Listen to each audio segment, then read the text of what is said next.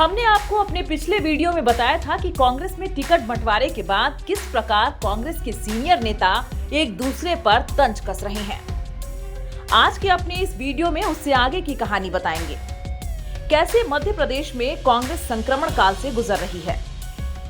मतलब यह है कि दिग्विजय ने उनके 10 वर्षों के मुख्यमंत्रित्व काल में इतनी अलोकप्रियता बटोर ली थी कि उनकी प्रदेश में पूरी उपस्थिति तो है, उनके कार्यकर्ता भी हैं, लेकिन हालत वही है कि अगर कांग्रेस आज यह घोषित कर दे कि जीतने पर दिग्विजय सिंह मुख्यमंत्री होंगे तो कांग्रेस को 1/4 सीट न मिले। दूसरी तरफ जब कमलनाथ की सरकार गई तो बहाना भले ज्योतिरादित्य सिंधिया बने थे, लेकिन वह तो चले गए। सरकार के जाने की पृष्ठभूमि तो दिग्विजय सिंह ने बनाई थी। दिग्विजय और ज्योतिरादित्य सिंधिया के बीच की अदावत भी किसी से छुपी नहीं है। फिर कमलनाथ जब सीएम बने थे तो उन्होंने दिग्विजय को फ्री हैंड भी दिया था। उन्होंने दिग्विजय सिंह पर पूरा भरोसा किया और इसका एक कारण भी था। 1993 में जब सुभाष यादव कांग्रेस के सीएम बनने वाले थे तो अर्जुन सिंह के शिष्य होने के नाते दिग्विजय सिंह को सीएम बनवाने में कमलनाथ ने बड़ी मदद की थी। उससे भी पीछे जाएं तो अर्जुन सिंह को भी मुख्यमंत्री संजय गांधी से कहकर कमलनाथ ने ही सीएम बनवाया था। कमलनाथ की उम्मीद थी कि वह दिग्विजय सिंह पर भरोसा कर सकते हैं, लेकिन ऐसा हुआ नहीं। तो जब ऐसा नहीं हुआ, इस वजह से भी कमलनाथ की नाराजगी थी। उन्होंने इसी कारण हर एक जगह अपना अपर हैंड रखा।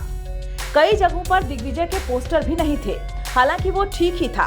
कांग्रेस को इसका फायदा ही मिल रहा था, लेकिन बीते 2 दिनों से जो हो रहा है वह कुछ अलग स्तर का ही है। प्रदेश की जनता में ये संदेश जा रहा है कि ऊपर सब कुछ ठीक नहीं है।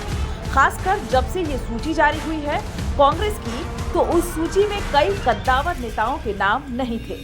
इसके लिए पूरी तरह कमलनाथ जिम्मेदार हैं। जहां तक ज्योतिरादित्य सिंधिया फैक्टर का सवाल है, तो वह तो न घर के हैं न घाट के। उन्होंने अपने लिए पर्याप्त नाराजगी और बदनामी मोल ले ली है। भाजपा के अंदर जाकर उनको भी महसूस हो रहा है कि उनको कुछ मिला नहीं है। राज्यसभा तो कांग्रेस भी उनको भेज देती। सिंधिया के इलाके में तो भाजपा हारने ही वाली है।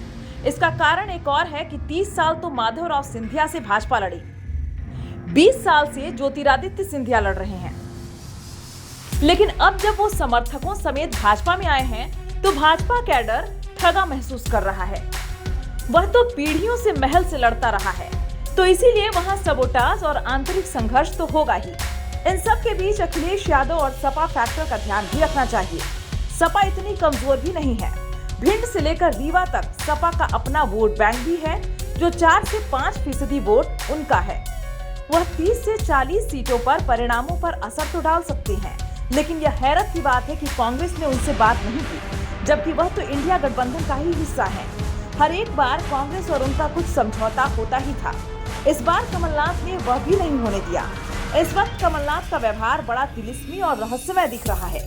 इसको अगर एक वाक्य में कहें तो अगर कांग्रेस यहाँ जीतती है तो उसकी जीत का श्रेय भारतीय जनता पार्टी को जाएगा, और अगर हारती है तो ठीकरा कमलनाथ पर फूटेगा।